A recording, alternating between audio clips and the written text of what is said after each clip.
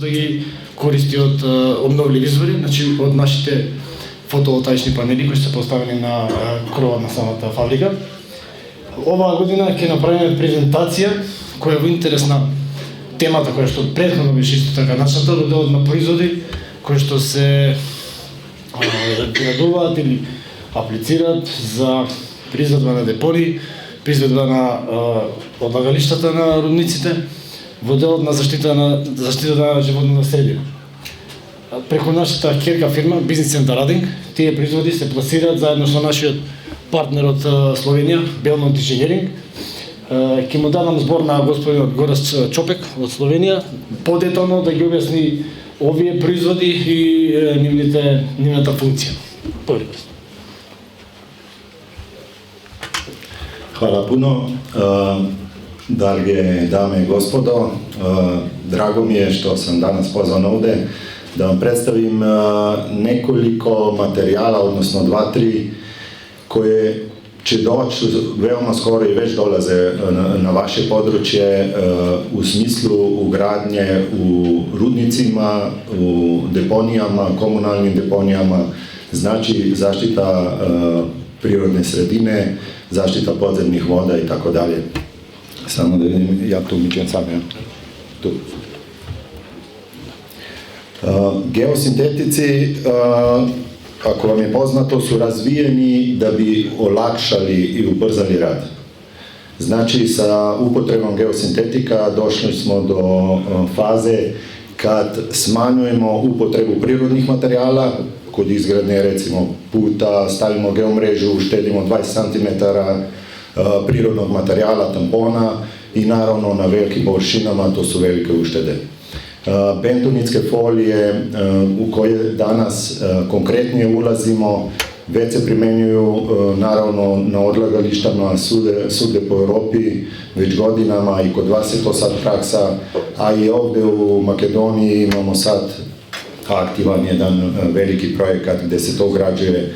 Zašto? Šta su te prednosti? Sad ćete da poznate kroz tu prezentaciju. Bentonitska folija na brzinu, malo teoretski, jer znam da ste mnogi od vas već čuli za bentonitske folije, ali kako nastaju, šta je svrha, zašto je tako napravljeno, da vam bar na brzinu objasnim.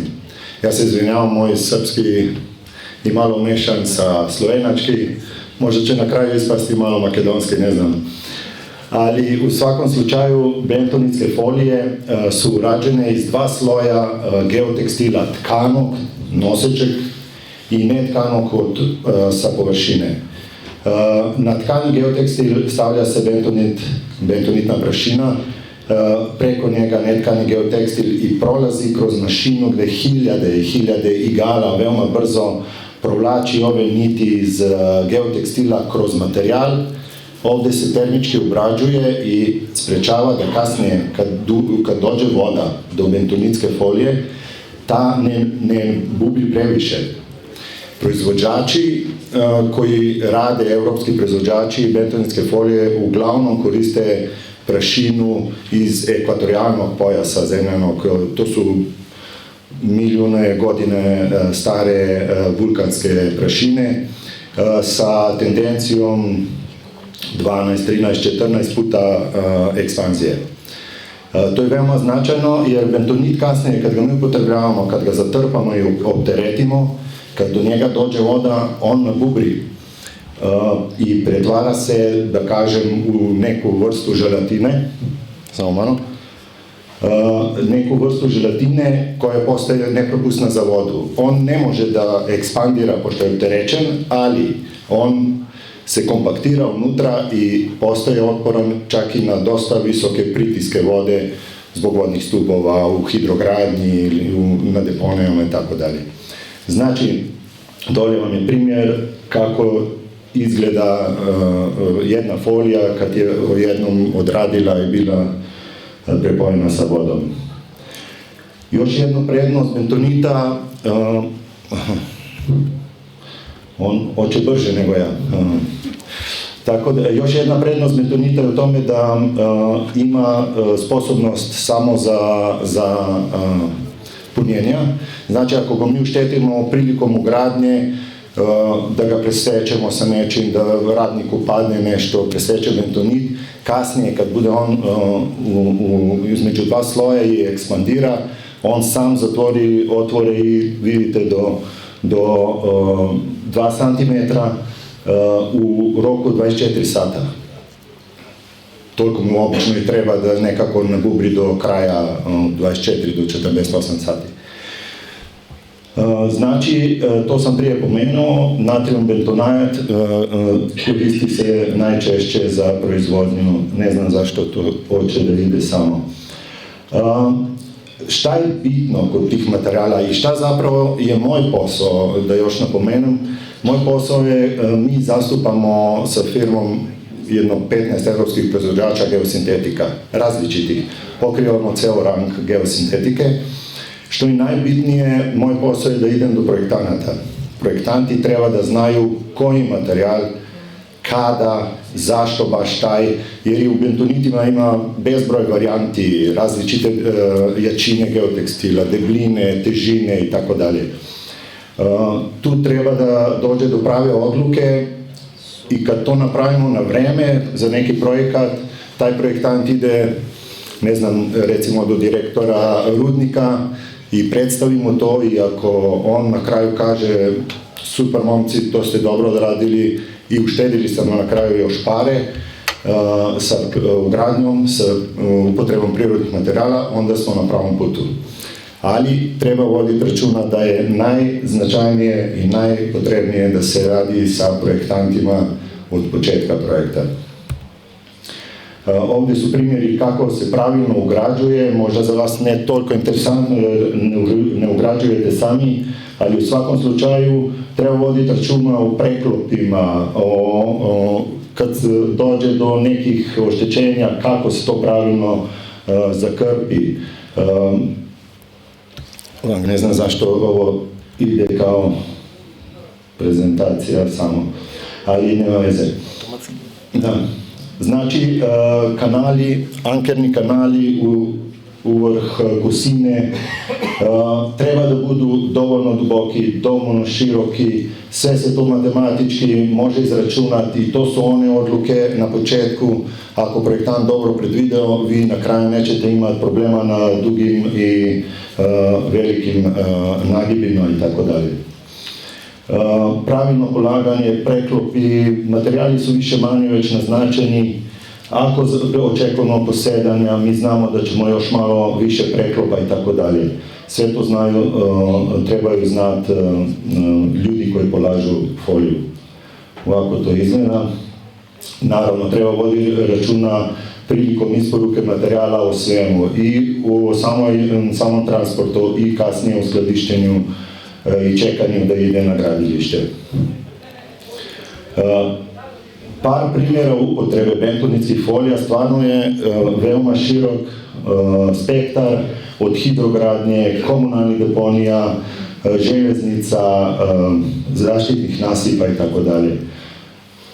Jedan primjer na rudniku Gacko u Bosni, to su naši projekti, oni su s kopom došli do jedne manje reke i naravno trebalo doći do izmeštanja te reke.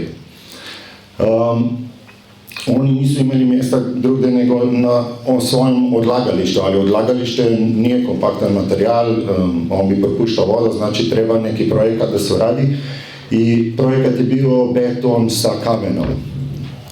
Klasika, ona što se radila uvijek. Mi smo slučajno na nekoj konferenciji došli do predstavljanja tog projekta i dalje smo ideju, ajde napravimo to sa bentonitima. I investitor se na kraju odlučio, napravili smo strugu, izolaciju sa bentonitskim folijama, naravno sve kako treba, visine preklopa, nasipa, opterećenja i tako dalje. I danas to funkcioniše. Funkcioniše, ne gube vode koja bi inače naravno opet izašla na mjesto gdje oni kopaju. I to zna se, rudari dobro znate šta to znači voda u rudniku. Tako da je to jedan primjer gdje se uštedilo enormna količina novca, い i investitor je bio jako zadovoljan. Koliko je poverenje u bentonitske folije mogu vam prikazati na tom projektu, to je hidroelektrana Brežice koja se završila pre jedno 3-4 godine u Sloveniji i naravno dugogodišnja potreba bentonita na tržištu steklo neko poverenje i ovo je bio prvi projekat hidroizolacije svih nasipa novo nastalog jezera samo sa bentonitom, ne više ona klasična gradnja sa dijafragmama po sredini nasipa, nego se sve zaštitilo bentonitskim folijama, nasilno. Preko njih su išle i geomreže zbog prenosa sila na sam materijal, zaštita tog materijala, ali projekat posle 4 godina puštanja u rad, elektrane i sa svim merenjima koji fakultet i Zavod za gradbeništvo rade na Kosinama funkcionira fenomenalno. Nijednog propusta, nema nijednog problema. Za uštednju na tom projektu, mogu vam reći, gde se ugradilo skoro pola miliona kvadratnih metara, su enormne. Investitor je bio jako zadovoljan.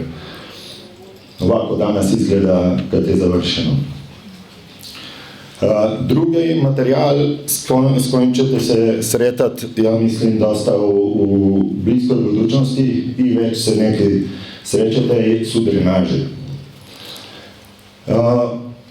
Bentonit kao izolacija, a drenaža kao odvajanje voda. Na komunalnim deponijama kad zatvarimo recimo deponiju, da bi sprečili ulaz meteornih voda, stavljamo sloj drenaže, bentonitsku foliju pa opet sloj drenaže.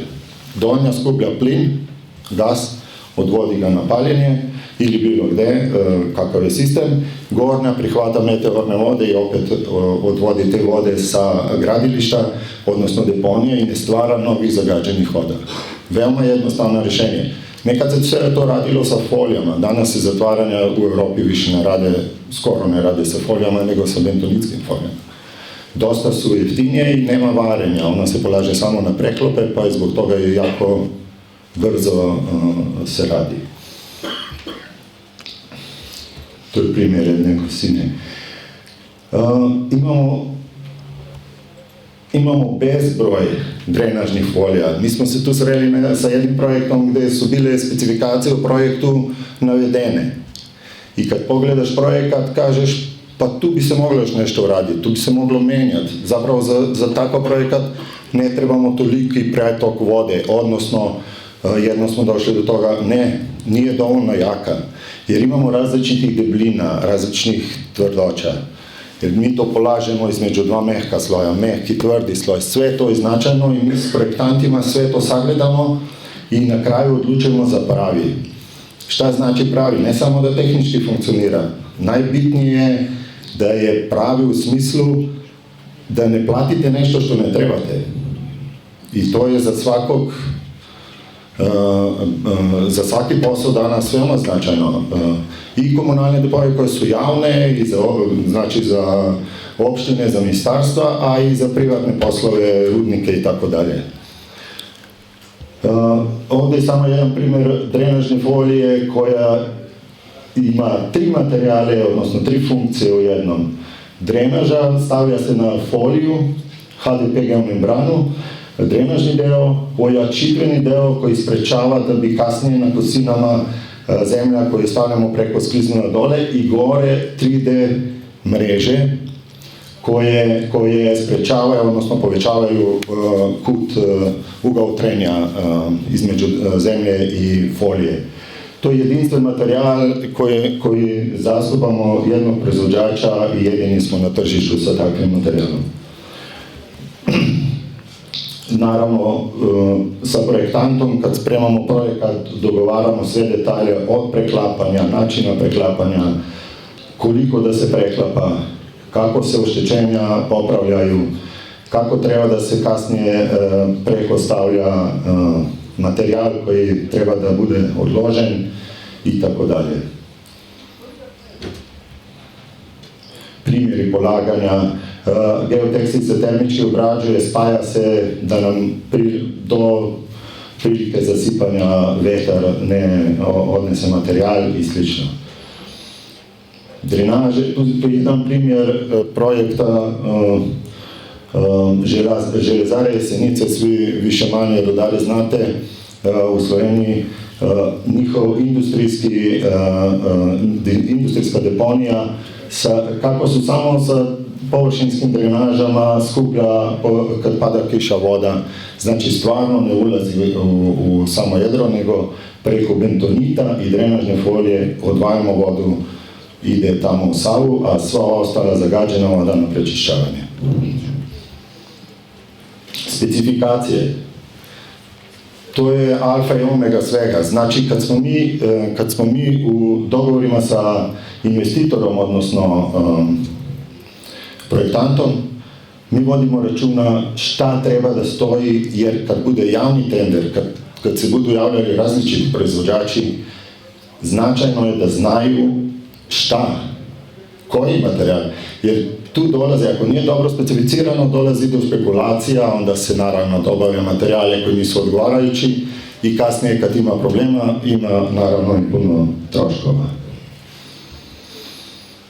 Primjer ovdje u Makedoniji koji je aktivan, odlagalište gdje su upotrebljeni bentonit i drenaža.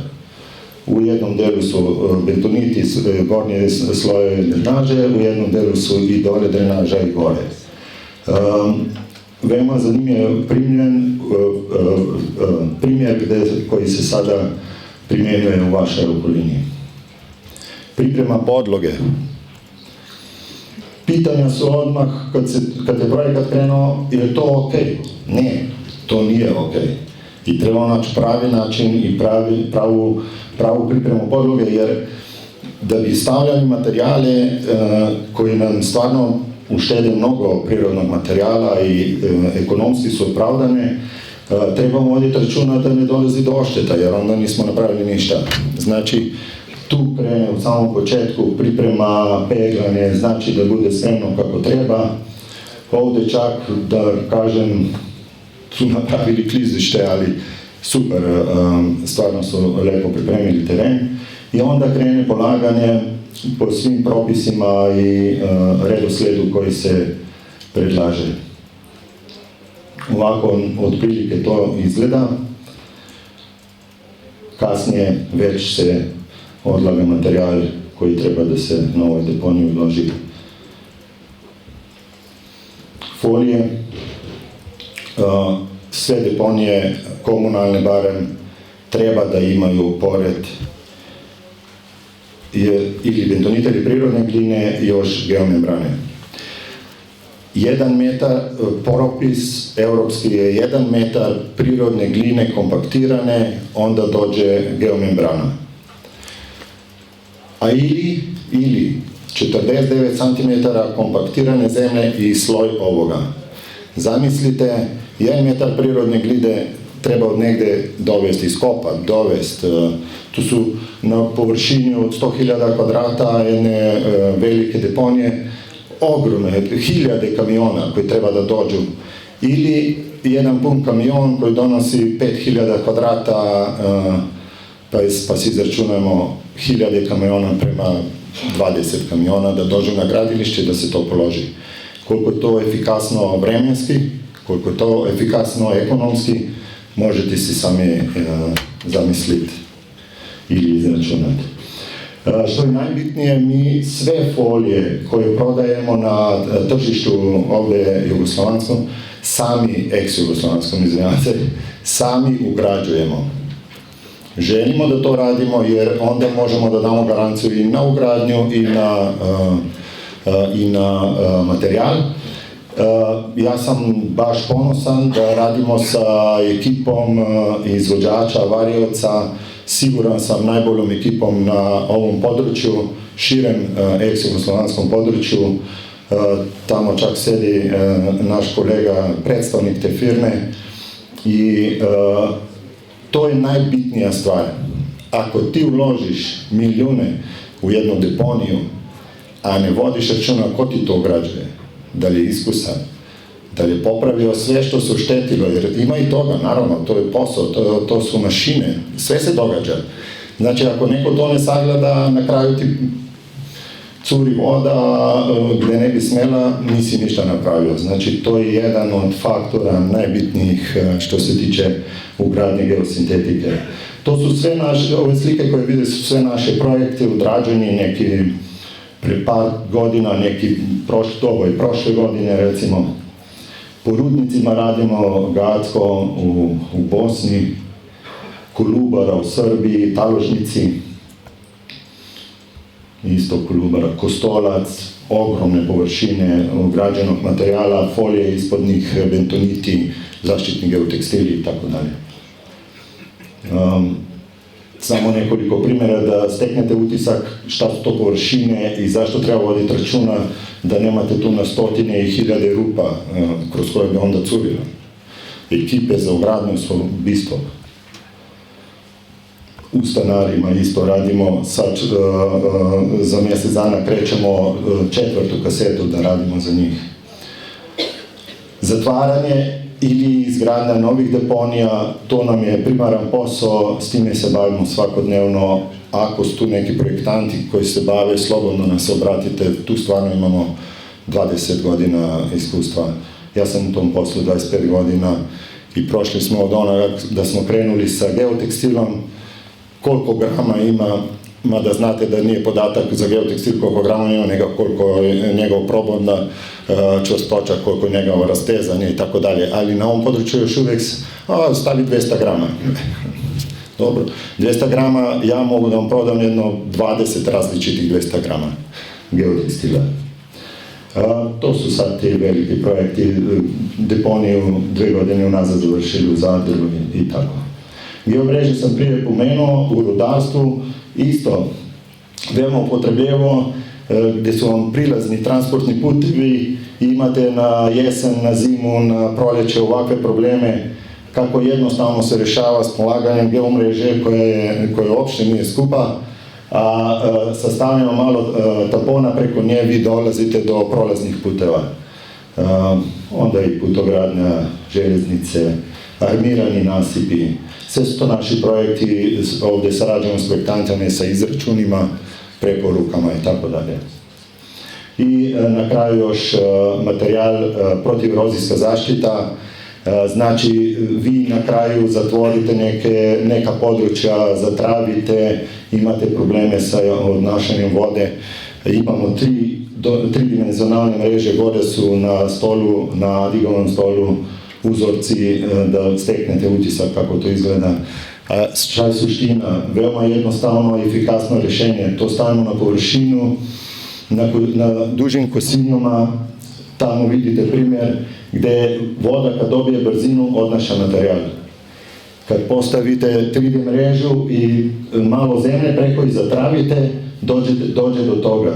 I voda sad metilo na 2-3 dana kiše kad padne, ne može da dobije brzinu niz kosinu, jer treba da se cedi kroz to 3D sito i zbog toga mi je usporimo i ne odnosi na materijala. Jednostavno i jeftino rješenje koje bi trebali što više primjenjivati. Bivši termorudnik Trbovlje smo ovako ozelenili kosine 70 stepeni. Danas su zelene i nema više erozije. I još drugi materijali, primjeri i zaštite nasipa uz reke, protipoplavnih nasipa i tako dalje.